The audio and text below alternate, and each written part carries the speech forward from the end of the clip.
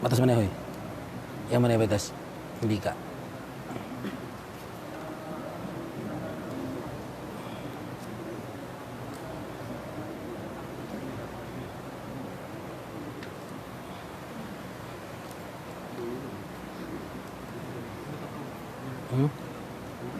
Oh, yang naman?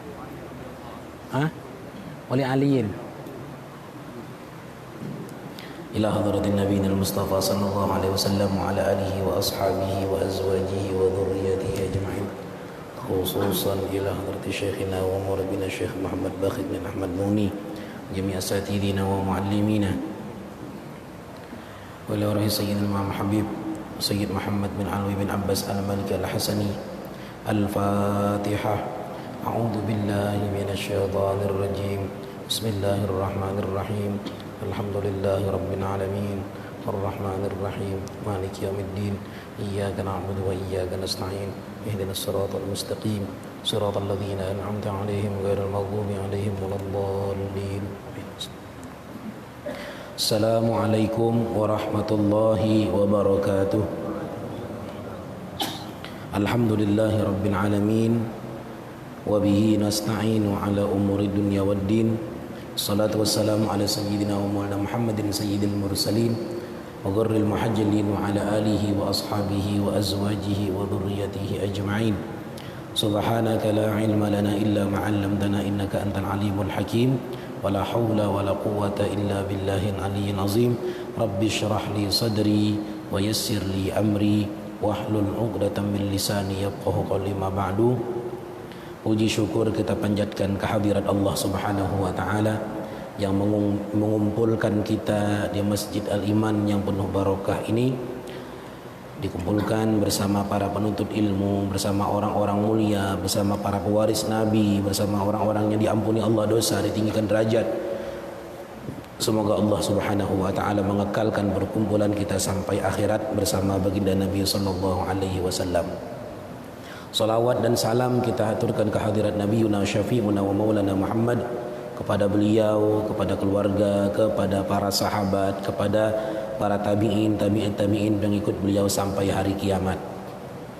Berkata Imam Al-Arif Billah Sayyid Al-Muallim Al-Muhaqqiq Sayyidu Syababil Muhibbin Sayyid Muhammad bin Alwi bin Abbas Al-Maliki Al-Hasani. Semoga Allah Subhanahu wa taala memberikan kita manfaat dengan beliau dan ilmu beliau dunia akhirat. Wali Ali radhiyallahu anhu, Sayyidina Ali radhiyallahu anhu punya satu syair, punya satu puisi qasidah. Alaika bi ikhwanis safai fa innahum imadun idza istanjattahum wa zuhuru walaysa kathira alfu khillin wa sahibin wa inna aduwan wahidan lakathiru. Hendaknya engkau punya kawan-kawan yang bersih, kawan-kawan yang baik, kawan-kawan saleh, karena mereka itu imadun, tiang tempat kalian bersandar yang menguatkan kalian. Idza istanjattahum, jika kalian minta tolong. Wa zuhuru, dan jadi punggung yang mendorong membantu kalian untuk maju. Walaisa kathiru alfu khillin wa sahibin, 1000 kawan, 1000 teman yang baik tidaklah banyak. Wa inna aduwan wahidan lakathiru, 1 musuh sungguhlah itu sangat banyak. Wa qala al-Mughirah bin Syu'bah, at-tariku lil ikhwani matrukun. Kata Mughirah bin Syu'bah, orang yang tidak mencari teman di jalan Allah itu matruk, ditinggalkan. tidak dipakai. Jadi hendaknya kita mencari kawan-kawan saleh, kawan-kawan baik yang mendukung kita ketika kita baik, meluruskan kita ketika kita benar. Perkataan dia bisa membimbing kita, dan nasihat dia bisa saling membantu di jalan Allah Subhanahu wa taala. Wa yuqalu, dan disebutkan orang, ar-rajulu bila akhin kashimalin bila yamin. Seseorang yang tidak punya kawan, tidak punya saudara di jalan Allah, sendirian saja menjalani jalan keridhaan Allah, seperti kaki kiri tidak ada kaki kanan. Berat berjalan, susah, ngancol-ngancol berjalan. Kalau kita seorang-seorang susah. Wa mimma yu'akkidu suhbah ma awsa bil Abbas bin Abdul Muttalib ibnahu Abdullah. Di antara yang memperkuat untuk mencari perkawanan, pertemanan, cara agar kuat perkawanan ini, pertemanan, persuhbatan ini di dalam Islam, apa yang diwasiatkan oleh Abbas bin Abdul Muttalib, paman Nabi, kepada anaknya Abdullah bin Abbas, sepupu Nabi. Lamma ra'a Umar bin Khattab yuqarribuhu min ghairihi. Manakala Abbas melihat Umar bin Khattab mendekatkan Abdullah bin Abbas ini kepada beliau, artinya beliau sangat akrab dengan Abdullah bin Abbas, seorang ulama pemuda yang didoakan Nabi menjadi ahli tafsir. Umar bin Khattab dekat, walaupun secara akidah kita tahu Sayyidina Umar itu di atas derajatnya dari Sayyidina Abbas. Sahabat yang paling utama setelah Rasulullah adalah Abu Bakar, kemudian Sayyidina Umar. Tapi Sayyidina Umar beliau dekat, minta nasihat, minta masukan dari seorang pemuda yang alim, yang umurnya baru belasan tahun ketika Nabi wafat, tapi sudah didoakan Nabi, Allahumma faqihu fid din wa 'allimhu ta'wil. Ya Allah, pahamkan itu Abdullah bin Abbas akan agama dan ajarkan dia tafsir, takwil Al-Quran. Umar bin Khattab dengan ketinggian derajatnya, dengan beliau sudah dapat jaminan, sudah ada jaminan, bukan dapat jaminan, sudah diterangkan oleh Nabi bahwa beliau adalah ahli syurga. Bahkan Nabi terangkan Umar adalah akan menjadi seorang syahid. Begitu banyak kelebihan-kelebihan yang Nabi beritahukan kabar Allah Subhanahu wa taala tentang Umar. Bahkan beberapa ayat Al-Quran turun untuk membenarkan pendapat Umar. Sayyidina Umar berpendapat begini, memberi masukan kepada Nabi. Tidak lama setelah itu turun ayat bahwa Allah setuju dengan pendapat Umar. Begitu tingginya, begitu alimnya, begitu ma'rifatnya, begitu luar biasanya Sayyidina Umar bin Khattab. Beliau mencari kawan untuk berjalan di jalan Allah, mencari penasehat, mencari kawan untuk mendukung, memberikan nasihat kalau dia salah dan mendukung ketika beliau benar, yaitu Abdullah bin Abbas. Lalu apa wasiat, apa nasihat bapak beliau Abbas bin Abdul Muttalib kepada Abdullah bin Abbas? Wa huwa yaqulu lahu, Abbas berkata kepada anaknya Abdullah, la tubshiyanna lahu sitran, jangan engkau buka sirran. La tubshiyanna lahu sirran, jangan engkau buka rahasianya. Rahasia ini banyak, entah itu ibadah-ibadah malamnya, ataukah kekurangan-kekurangannya, ataukah hal-hal, entah itu kelebihan ataupun itu kekurangan, kalau dia sembunyikan itu namanya sirran, rahasia. Jangan dibongkar, jangan diberitahukan kepada siapapun. La tubshiyanna lahu sirran wala yujarriban 'alaika kadhiba, jangan sampai dia menguji engkau dari kedustaan. Artinya jangan sampai ada dusta di antara kalian. Kata orang itu, jangan ada dusta di antara kita. Namanya berkawan jangan berbula. Nama pokoknya jujur, benar, maksudnya benar. Wala taghtabanna indahu ahada, jangan engkau gibah seseorang pun di samping beliau. Jangan nanti engkau gibah si fulan kepada Umar, si fulan gini. Nah ini jangan. Ini adab berkawan di jalan Allah, berteman di jalan Allah. Rahasia kawan kita simpan, jangan sampai ada dusta di antara kita. Kemudian apa? Jangan gibah. Jangan menggibah orang lain. Si fulan begini ceritakan gitu. Wa mimma yu'akkadul mahabbah aidan, di antara yang memperkuat cinta juga, ayyabda'a habibahu bis salam, dia memulai kawannya dengan mengucap salam. Jadi kalau kita nih berkawan misalnya berempat atau berlima, kita kepingin tahu hari ini siapa yang paling mulia di antara kawan-kawan kita. Lihat, kata Nabi, siapa yang pertama kali mengucap salam, Assalamualaikum, nah itu yang paling mulia. Keunikan salam ini, seluruh amal ibadah sunat dengan wajib besarlah pahala wajib. Benar kan? Salat zuhur wajib, qobliyah ba'diyah zuhur sunat. Besar mana? Besar salat fardu zuhur. Tapi kalau salam, mengucapkan salam hukumnya sunat, menjawab salam hukumnya wajib. Nah, mengucapkan salam yang sunat lebih besar pahalanya daripada menjawab salam yang wajib. Nah, satu-satunya amal wajib lebih kecil pahalanya ketimbang sunat hanya salam. Dan siapa yang pertama mengucapkan salam, dia yang paling mulia jika kamu bertemu dengan dia. Wa ayyan zura bi'ainil iktsari ilaihi, engkau memandang dengan pandangan mulia kepadanya. Jangan kita rendahkan kawan kita, jangan kita rendahkan teman kita. Lihat Sayyidina Umar, beliau bisa berbangga dengan banyaknya hadis dan banyak asbab nuzul ayat dengan sebab beliau. Tapi beliau mencari kawan, beliau mencari penasehat.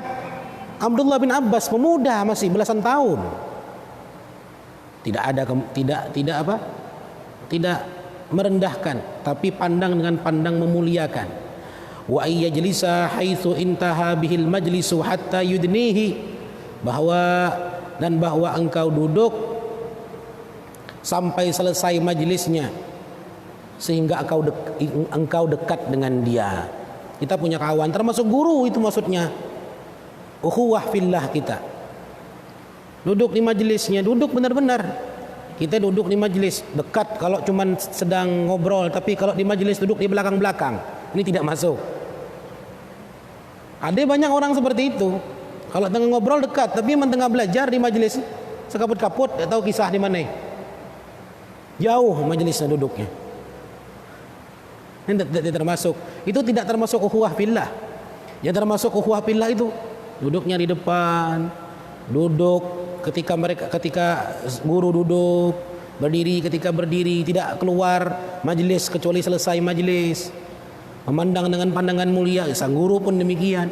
Kalau andai kita nanti diminta orang untuk mengajar, entah apapun yang kita ajarkan, entah itu Al-Quran atau apapun, jangan merasa orang yang kita ajar itu orang yang lebih rendah daripada kita. Kita belum tahu siapa yang mulia di sisi Allah Subhanahu wa ta'ala. Berapa banyak orang yang hadir di majlis ilmu lebih mulia, lebih utama di sisi Allah daripada orang yang mengajarkan ilmunya sendiri. Berapa banyak orang yang mengajar ilmu bukan lillahi ta'ala, tapi dengan yang lain-lainnya, dengan niat yang lain-lainnya. Tetapi kalau orang hadir di majelis ilmu, rutin di majelis ilmu, istiqamah di majelis ilmu, sudah pasti dia lillahi ta'ala, karena dia tidak dapat keuntungan apapun. Kalau gurunya bisa dapat keuntungan macam-macam, bisa dapat susu kuda terbang, susu.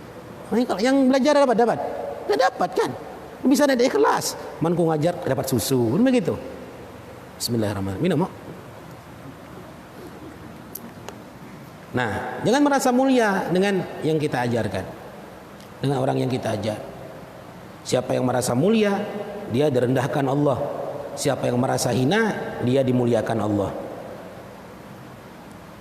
Man tawadda'a rafa'ahu Allah, wa man takabbara wada'ahu Allah. sampai kalian akrab. Jadi kalau kita hadir di majelis, cari muka, subhanallah, duwe bahkan murid yang belajar nih ikhlas, dia dapat ini. Nah gitu. Jadi sehingga akrab kita kalau sampai, kata guru kami, guru Bahid, orang yang mengaku murid si fulan itu biasa-biasa saja, siapapun bisa. Ku pernah berguru si fulan, ku pernah berguru si fulan, biasa itu. Siapapun bisa mengaku demikian. Dan bisa dia hadir di majelisnya walau cuma 10 kali. Murid si fulan bisa dia akui dan sah pengakuannya. Tetapi yang hebat adalah orang yang ada di dalam hati gurunya. Ketika Allah turunkan cahaya, Allah turunkan ilmu, Allah turunkan rahmat, Allah turunkan hikmah ke gurunya, maka dia yang berada di dalam hati gurunya juga dapat. Yang hebat itu orang yang yudnihi, dekat dengan gurunya. Dilihat ada terus, dan tidak mesti harus dengan, kan ada orang yang mendekat dengan ulama dengan harta. Tidak mesti juga dengan harta. Harta kalau habis harta di mana hartanya? Hilang. Tapi kalau dengan istiqomah tetap dekat. Lalu ade ini kadang-kadang itu ade yang membuat kita cemburu kadang-kadang kan. Karena kita tidak punya mobil, kita tidak punya duit, jauh dari ulama kan biasa ngaku dah kira-kira ada yang ngerasa minder-minder kan. Apa guru kami ini dekat dengan orang yang berduit bayi yo. Nah, jangan salah. Orang kaya itu berat di akhirat. Jadi guru ini kesian biar didekatin. Kalau orang yang kekurangan, orang yang pas-pasan, hadir di majelis ilmu sudah hebat itu orang. Dia banyak masalah di akhirat. Jadi dibiarkan guru. Ini orang, kalau guru itu dibiarkan baik, itu berarti orang itu orang yang sudah mandi. Ibaratnya anak kita itu kita biarkan nak memotor, artinya anak kita itu lah kelepas, bahasa kita lah kelepas. Itu bagus kan? Kalau yang agi nak nyebrang jalan ditangkap tangan, nak makan es krim tidak diberi, itu berarti kan masih belum punya akal, belum pacak kelepas kata kita itu. Nah, orang-orang yang kaya, orang-orang yang punya jabatan, itu mereka ini orang yang rentan, orang yang bahaya. Maka mereka ini didekati oleh ulama biar mereka lebih selamat. Begitu. Dan mereka, firman Allah Subhanahu wa taala, la yukallifullahu nafsan illa wus'aha. Tidak dibebani kecuali dengan apa yang diberikan Allah. Karena mereka punya harta, korbannya dengan harta. Kalau ini orang kaya hadir di majelis ilmu tidak mau korban harta, singkirkan baik itu orang kaya. Percuma hartanya. Karena tidak akan mencapai derajat kemuliaan kecuali orang ini berkorban dengan apa yang ia cintai. Kalau orang miskin hadir, hidup pas-pasan, makan sehari, hasil sehari habis sehari. Hadir di majelis, duduk di depan, kan dia banyak pikiran. Ini orang kan tidak mikir perusahaan, tidak mikir ini segala macam, duduk di depan bisa hadir, kelihat oleh gurunya. Itu sudah, ketika melihat sudah, itu sudah luar biasa. Dekat dengan hati. Kata orang tuh jauh di mata, dekat di hati. Nah, apa buktinya, apa contohnya kita ini dapat di hati guru, sehingga kita ketika Allah turunkan ilmu, Allah turunkan hikmah, Allah turunkan ma'rifat, Allah tajalli kepada gurunya Jalal ataupun Jamal, kita ini berada di hati guru sehingga kita kerasa, kita bisa merasakan ketika suatu keadaan kita duduk lalu kita bisa rindu dengan Allah Subhanahu wa taala. Itu karena kita berada di hati guru. Suatu ketika kita sedang tidak ada apa-apa, lalu kita merasa takut dengan Allah, ingat dosa kita, astagfirullahalazim, astagfirullahalazim. Itu karena kita berada di hati seorang ulama yang Allah turunkan, Allah tajalli di hati ulama tersebut, kita ada di situ. Bisa dipahami? Itu kadang timbul rindu, kadang timbul bahagia, kadang tanpa ada pemancing, pemicunya. Kadang timbul satu pemahaman ilmu tanpa ada pemicunya, datang dipaham tuh. Nah, ini ciri kita tuh berada di hati seorang alim. Orang alim yang memang alim di sisi Allah Subhanahu wa ta'ala. Ini tidak bisa didapat kecuali dengan bisuhbatis salihin, dengan berkawan akrab dengan orang-orang soleh. Imam Syafi'i dengan kesolehan yang luar biasa, dengan kezuhudan yang luar biasa, dengan ilmunya yang luar biasa, beliau katakan, uhibbus salihin walastu minhum. Ku ni senang, ku sayang, ku cinta dengan orang-orang soleh, aku bukan orang soleh. Begitu. Wa fi ba'dil hikam, dan pada sebagian hikmah-hikmah para ulama, al-istima'u bil ain, fa idza ra'aita aina man tuhaddithuhu muqbilatan ala ghairika fasrib haditsaka ila ghairihi. Mendengar itu dengan mata. Orang menyimak itu dengan mata. Kalau engkau lihat mata orang yang engkau bicara itu sudah melihat ke lain, itu artinya engkau sudah harus memalingkan pembicaraan. Dia tidak suka. Kita berbicara dengan orang alim, dengan ulama, dengan kawan kita, dengan orang-orang soleh. Kita bicara satu permasalahan, dia memandang ke lain, artinya dia tidak suka pembicaraan tersebut. Maka jangan lanjutkan. Faqad qila, disebutkan orang, inna nasyatal mutakallim biqadri iqbalis sami. Semangatnya orang berbicara itu tergantung dengan penerimaan pendengar. Ini ceramah nih, pengajian, yang dengar ngantuk, tidak semangat lagi. Nah, gitu kan? Tidak semangat lagi. Tapi kalau kita semangat walaupun tidak paham, enggak ya semangat. Oh. Jadilah kan man tasyabbaha biqaumin wa huwa minhum. Meniru satu kaum, dia akan masuk ke golongan kaum tersebut. Niru pura-pura paham baik. Gayanya biar paham. Lama-lama paham surang lah. Tidak paham sekarang, pahamnya nanti. Jangan kadang-kadang tidak paham udah lesu tidur gitu. Nah, makin tidak paham. Tapi kadang-kadang yang ngangguk-ngangguk itu memang paham benar. Saking paham itu ngangguk-ngangguk.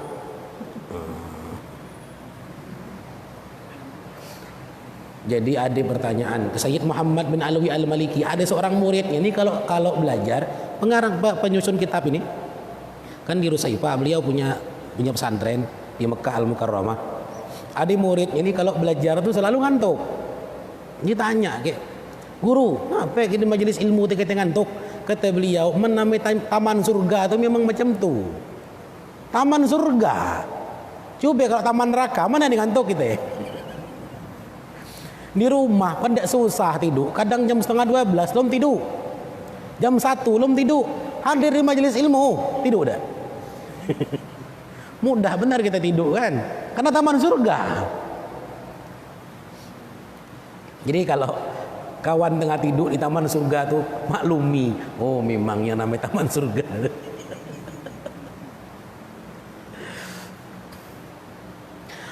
Qala Abul Khair Al-Aqta, berkata Abul Khair Al-Aqta, ma balagha ahadun ila halati syarifihi illa bimulazamatil muwafaqah wal mu'anaqatil adab wa ada'il faraid wa suhbatis salihin.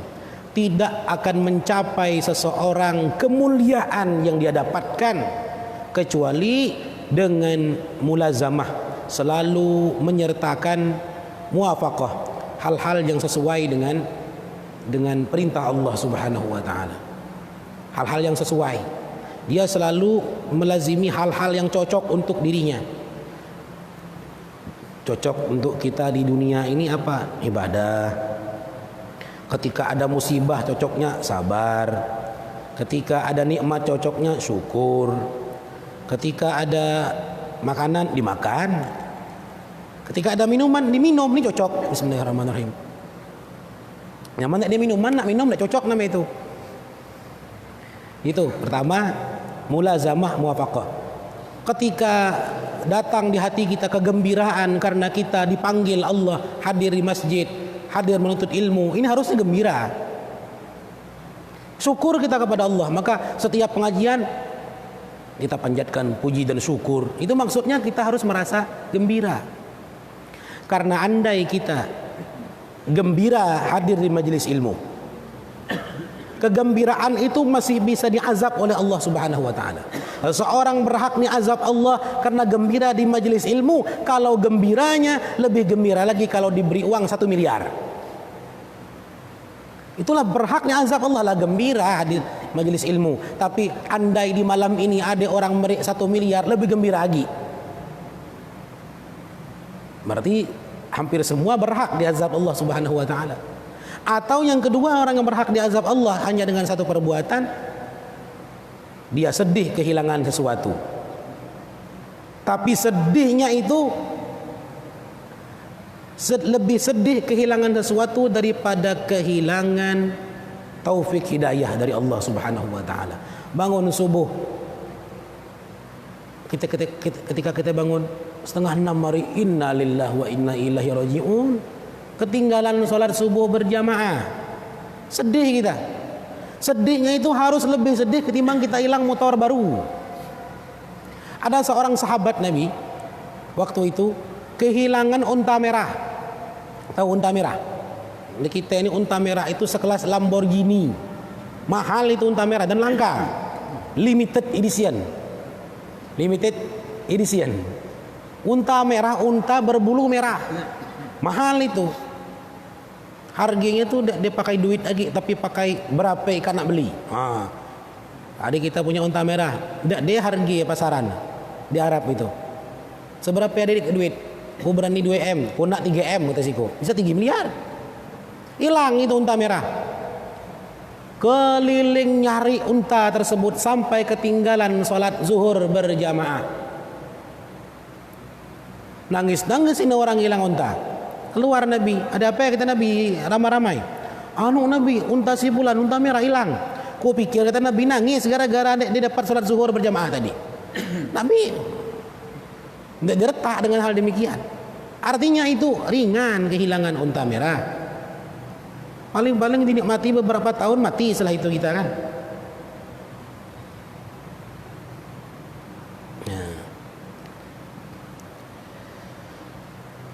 Jadi yang pertama, untuk dapat kemuliaan mulazamatil muwafaqah, yang sesuai dengan keadaan kita, itu yang kita lazimi.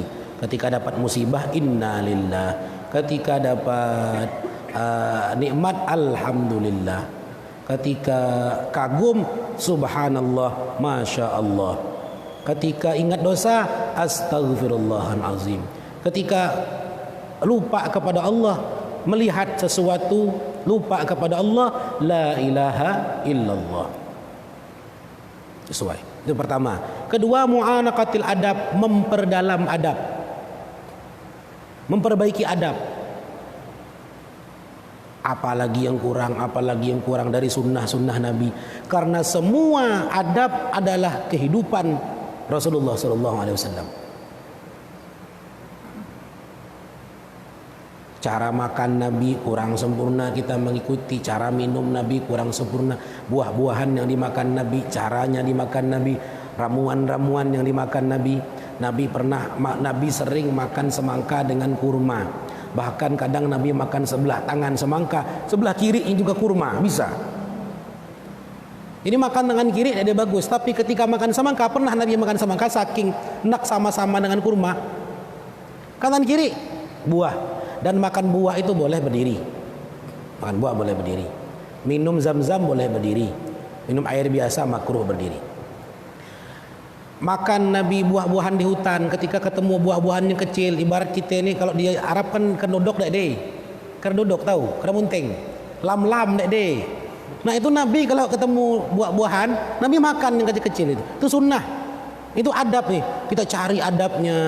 Ada kitab namanya Wasailil Wusul ila Syamailir Rasul, itu lengkap cuman sehari-hari Nabi itu. Makanan Nabi, buah-buahan Nabi, apa yang dimakan Nabi. Nabi itu paling suka makan buah labu. Dan Nabi katakan buah labu itu obat galau. Kalau orang ini suka risau, banyak pikiran, kacau, asam lambungnya naik, ini kalau dia obati bisa stroke. Caranya makan labu. Makan labu. Kayak habis labu nih borong. Nah, kadang Nabi makan labu kuning, kadang Nabi makan labu air. Jadi yang penting labu. Ternyata obat bahagia itu tidak susah, cukup makan labu. Tapi jangan mentang-mentang macam ni penjual labu besok pagi jadi mahal. Kita punya orang tua, kebetulan kadang-kadang kan risau. Namanya orang tua kan, ya namanya tua banyak masalah, kadang-kadang kan risau. Lalu pas baca kitab itu, aku beritahu ke orang rumah, beli labu, kasih makan labu, langsung senyum terus. Itu kan senyum, tidak berhenti macam orang gila, tidak. Maksudnya bahagia. Beban itu ada, tapi beban itu jadi ringan.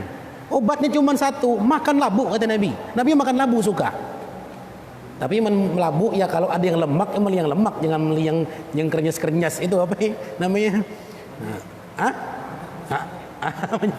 Anyel. Yang gempok yang nyaman. Oh, tapi mentang-mentang itu sebagai labu mahal dah. Obat bahagia itulah. Nah, ini mu'anaqatil adab. Apa yang dimakan Nabi kita cari, apa yang diminum Nabi kita minum. Nabi kalau minum susu, itu susu tidak boleh dicampur dengan madu. Susu Nabi larang campur dengan madu. Nabi disuguhi susu dengan madu, Nabi enggak minum. Ini madu, ini susu sama-sama mulia, kata Nabi. Mendua kok mulia ini berlebihan. Artinya itu bisa membuat gizi berlebihan dan tidak bagus buat tubuh. Kalau minum madu Nabi dengan air dingin. Kalau minum susu, nah susu Nabi minum langsung. Itu cara-cara makan minum Nabi, mu'anaqatil adab, bagaimana cara masuk masjid, keluar masjid yang diajarkan Nabi. Tidak duduk kecuali solat tahiyatul masjid. Kalau tidak bisa solat tahiyatul masjid, tasbih. Subhanallah, alhamdulillah, wa la ilaha illallah, wallahu akbar. Misalnya kita ini tengah letih kan, berusuh di apa ya misalnya, ngangkat batu. Nak tahiyatul masjid agak nyengepnya be. Daripada kita kan sembahyang nak mengkurban, baca bi subhanallah, alhamdulillah, wa la ilaha illallah, wallahu akbar. Ganti daripada tahiyatul masjid. Nah ini yang pertama tadi muwafaqah dengan keadaan, cocok dengan keadaan apa zikir kita. Yang kedua adalah mu'anaqatil adab, perdalam adab. Yang ketiga wa'ada'il faraid, melaksanakan kefarduan yang fardu-fardu, salat 5 waktunya, utamakan berjamaah, utamakan di awal waktu, walau kurang khusyuk kalau di awal waktu berjamaah Allah terima tetap, karena itu ridhanya Allah Subhanahu wa taala. Zakat fardu, nafkah fardu. Contoh nafkah fardu. Nabi ketika ada harta, Nabi belikan harta, belikan makanan untuk kecukupan istri-istri beliau dan anak-anak beliau. Nabi cukupkan. Bahkan diceritakan itu Nabi banyak nyetok makanan untuk istri. Kalau untuk beliau nak nyimpan. Itu di antara kefarduan. Jadi yang fardu kita kan, fardu ini untuk nafkah. Tapi menku bayar nafkah habis duitku gale-gale dia pecah lagi. Nah, kalau ada sisa silakan kita ambil. Kalau ada sisa jangan. Dan jadi permasalahan kadang-kadang ada berlebihan boleh. Dapat gaji gale-gale beri ke bini. Nak beli bensin minta duit ke bini. Nah, ini nak cocok boleh. Ini berlebihan adab, tak boleh demikian. Yanglah kita beri dengan bini, jangan diambil lagi borok sigong. Kata Nabi, meminta pemberian itu sama dengan menjilat ludah. Dalam hadis Nabi itu. Walaupun dengan bini, malah kita beri duit jangan diminta lagi. Walaupun nak beli bensin, nak beli oli, nak beli apa, nak beli rokok, jangan. Maka beri yang kita yang jadi. Paham? Itu adabnya Rasulullah. Dan itu kefarduan kita. Tunaikan yang fardu, ada lebihnya baru kita nikmati. Saking begitunya Nabi untuk makan beliau sendiri kadang-kadang Nabi lapar. Tapi untuk keluarga Nabi mencukupi. Wa suhbatus sholihin, yang keempat apa? Punya kawan orang soleh. Punya kawan orang soleh. Kenapa para sahabat disebut dengan sahabat, bukan murid? Murid Nabi itu para sahabat, tapi disebut dengan sahabat. Jadi mencari sahabat soleh itu tidak akan bisa dicari kecuali di majelis-majelis ilmu yang benar, yang baik. Bukan majelis ilmu liberal, bukan majelis ilmu sekuler, bukan majelis ilmu ekstremis, bukan. Majelis ilmu ahlus sunnah wal jamaah. Majelis memperbaiki hati, memperbaiki akhlak, itu kita cari di sana orang-orang yang soleh. Berkawanlah di sana, banyak kawan. Bantu ketika kita bisa bantu, ketika ada kawan kesulitan kita bantu. Jangan berkawan orang soleh tapi hanya pingin dibantu. Ketika orang susah dia nak bantu. Ada yang model tu. Ketika nak nyaman makan-makannya pergi gotong royong, pahit kayak dia nengok. Mending mendak pergi gotong royong tapi nyumbang, lagi mending. Kalau urusan makan-makan, ada sate kambing, ada akikah, dulu kali pergi. Giliran gotong royong, nyumbang dak, beli kue dak, nongol kepala dak. Ini bukan bersahabat namanya nih. Apa ini? Bukan mencari sahabat itu. Sama-sama kata orang tuh ringan sama di jinjing, benar oh? Ringan sama dipikul, berat sama dipikul, ringan sama di jinjing. Macam tu. Sama-sama. Oh dia kawan masalah kita bantu. Ini sohbatus salihin. Kita tidak tahu di sisi Allah siapa yang mulia. Kalau hari ini yang tahu kita mulia siapa yang duluan salam. Besok belum tahu siapa yang lebih mulia. Begitu. Pas kita bantu wali Allah ternyata yang kita bantu, selesai kita sekali membantu mereka, langsung kita juga diangkat derajat setinggi-tingginya oleh Allah Subhanahu wa taala. Jadi 4 macam itu nak dapat kemuliaan. Semua kemuliaan itu dapat pertama mulazamatul muwafaqah. Wiridnya, zikirnya sesuai dengan keadaan. Mu'anaqatil adab, cari perdalam adab zahir, adab batin, adab hati, adab ruh, musyahadah muraqabah. Bagaimana caranya? Insyaallah kita akan pelajari itu. Wa adail faraid, dan menunaikan yang fardu-fardu. Karena kalau yang sunat kita kerjakan, yang fardu masih tertinggal, yang sunat tidak dinilai oleh Allah Subhanahu wa taala. Wa sohbatus salihin, yang keempat punya kawan orang-orang saleh. Qala Abu Ya'qub Ishaq bin Muhammad An-Naharajuri, afdhalul ahwal ma qarana al-ilm. Kata beliau Abu Ya'qub Syekh Ishaq bin Muhammad, paling mulia keadaan adalah keadaan yang disertai dengan ilmu. Su'ila Abu Ali Ahmad bin Muhammad Ar-Ruzbari amman yasma'ul malahi yaqul hiya halal li'anni wasaltu ila darajatin la tu'athiru fi ikhtilaful ahwal. Wa qala na'am qad wasala walakin ila saqar. Ditanya kepada seorang ulama yang bernama Abu Ali Ahmad bin Muhammad Ar-Ruzbari, dari orang yang mendengar musik yang melalaikan, disco, dangdut, apa lagi, pop, rock, metal, malahi, musik-musik yang melalaikan.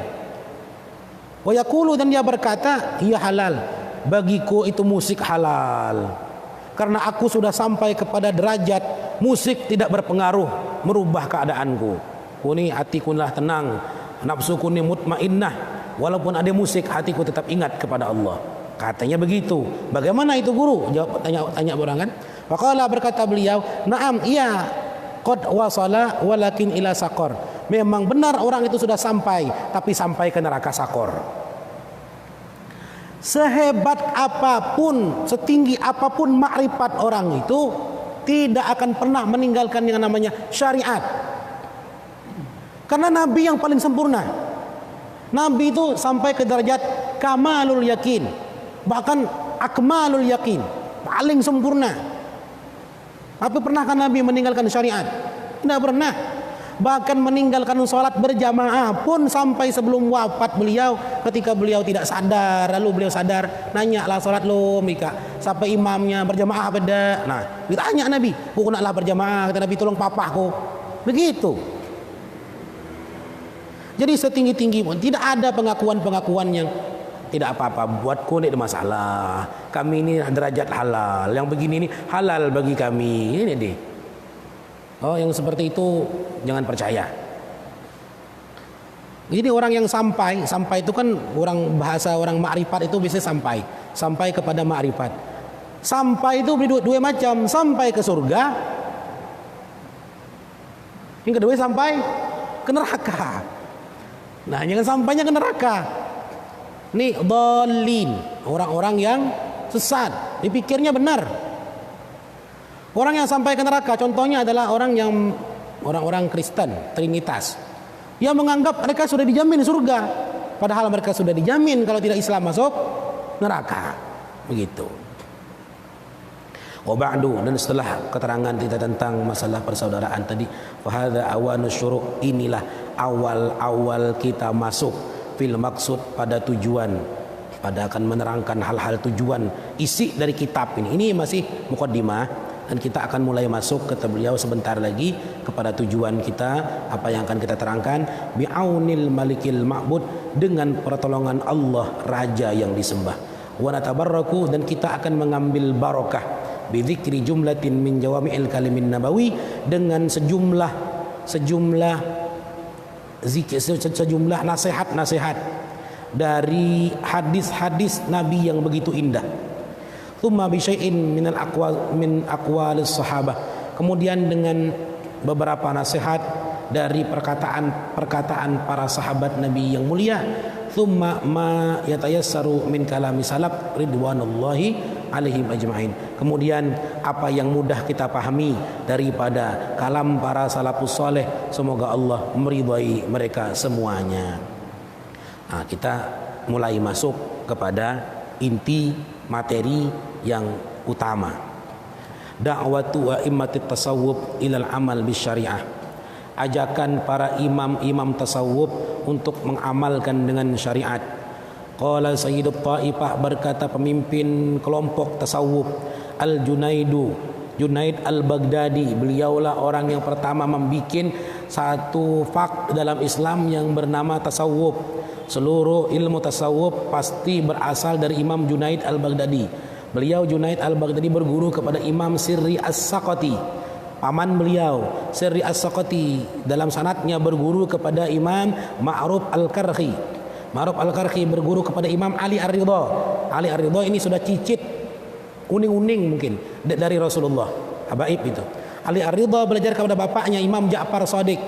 Ja'far Shadiq belajar kepada bapaknya Imam Muhammad Al-Baqir. Imam Muhammad Al-Baqir belajar kepada bapaknya Imam Ali Zainal Abidin. Imam Ali Zainal Abidin belajar kepada bapaknya Sayyidina Husain. Sayyidina Husain belajar kepada Rasulullah langsung, belajar kepada Sayyidina Ali, belajar kepada Siti Fatimah, belajar kepada beberapa sahabat Nabi yang lain.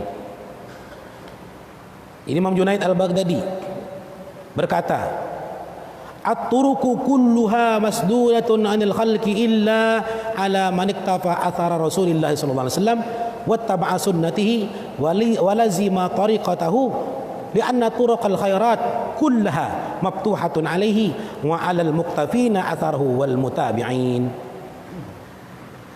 Jalan tariqah, jalan-jalan menuju Allah seluruhnya itu tertutup.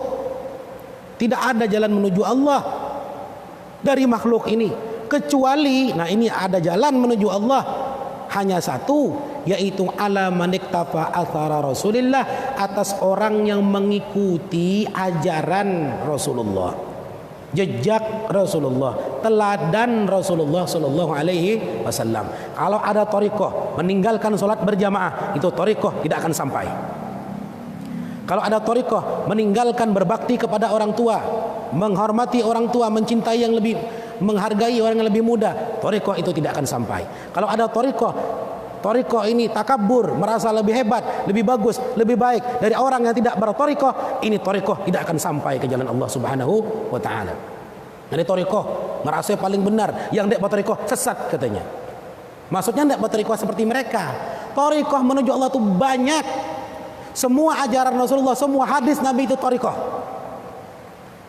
Kalau thariqah itu menyalahi hadisnya Nabi, menyalahi ajarannya Nabi, menyalahi teladannya Nabi, itu thariqah tidak akan sampai kepada Allah. Sampainya ke sakor tadi. Ini hati-hati nih, akhir zaman banyak orang yang mau thariqah. Subuh jam 6:30. Mana nih Nabi salat subuh 6:30? Pernah sekali karena ketiduran. Itu ketiduran. Itu kata Imam Junaid al-Baghdadi, orang yang pertama yang membuat jalan tasawuf, yang pertama namanya tasawuf. Tasawuf itu membersihkan, menyucikan diri, menyucikan hati. Yang membuat jalan jalur dengan ilmunya dibuat pak baru, kan semua pak itu baru. Pak tafsir, pak fikih, pak hadis itu baru. Termasuk pak tasawuf itu juga baru atau bid'ah. Tapi bid'ah hasanah semuanya. Kalau kita anti bid'ah, jangan belajar fikih, jangan belajar tafsir, jangan belajar hadis, bid'ah semua. Belajarnya yang tidak punya bagaimana? Belajar langsung ketemu Nabi. Bisa? Tidak bisa kan? Ketemu Nabi langsung belajar. Jadi kita hidup bid'ah sudah, tapi bid'ah hasanah. Mengikuti jejaknya Rasulullah, mengikuti teladannya Nabi. Wattaba'a sunnatihi, mengikuti sunnahnya Nabi. Walazima tariqatahu, melazimi tariqahnya Nabi. Selalu berada dalam jalannya Nabi. Lianna turuqal khairat kulluha maftuhatun alaih, karena semua jalan kebaikan itu terbuka atas Nabi. Wa 'alal muqtafin, dan atas orang yang mengikuti atharahu, teladannya, wal mutabi'in, dan yang mengikuti meniru beliau. Lihat para sahabat, nanti kita akan diceritakan bagaimana para sahabat meniru Nabi. Begitu thariqah itu. 124.000 menurut para ulama sahabat Nabi ketika Nabi wafat, dan sabda Nabi bahwa al-ashabi kan nujum faman ittadaitum, sahabat-sahabatku yang 124.000 itu adalah seperti bintang manapun yang kalian ikuti, kalian akan selamat. Kita di laut, dia punya kompas segala macam. Dulunya kan bintang. Oh belantik, oh berarti sini barat, sini timur, gitu kan? Nah, para sahabat itu seperti itu. Habis. Nah, jadi kita ambil barokah, ngambil sedikit, kita buka. Begitulah yang namanya thariqah, jalan menuju Allah Subhanahu wa taala. Jangan tertipu dengan thariqah yang menyampaikan kita kepada sakar. Tidak ada jalan menuju Allah kecuali jalannya Rasulullah sallallahu alaihi wasallam. Semoga Allah Subhanahu wa taala menyelamatkan kita, menjalankan kita di jalan yang benar, membimbing kita di jalan yang lurus, jalan para nabi, jalannya Nabi Muhammad, para sahabat, para tabi'in, para ulama, para arif billah. Al-Fatihah. Bismillahirrahmanirrahim. Alhamdulillahirabbil alamin arrahmanir rahim maliki yaumiddin. Iyyaka na'budu wa iyyaka nasta'in. Ihdinas siratal mustaqim. Siratal ladzina an'amta 'alaihim ghairil maghdubi 'alaihim waladdallin. Amin. Bismillahirrahmanirrahim. Alhamdulillahirabbil alamin wassalatu wassalamu ala asyrafil anbiya wal mursalin sayyidina wa maulana Muhammad wa alihi wa ashabihi wa azwajihi wa dhurriyyatihi ajmain. Allahumma bi jahi nabiyikal mustafa wa bi rasulikal mujtaba wa bi awliyaikal murtada wa bi aminika ala wahyis sama tahhir qulubana min kulli wasfin yubaiduna an musyahadatik wa mahabbatik wa amitna ala sunnati wal jamaah wa syauqi dzal liqa'ik ya dzal jalal wal ikram. Sallallahu alaihi wasallam Muhammadin nabiyil ummi wa ala alihi wa sallam. Alhamdulillahi rabbil alamin.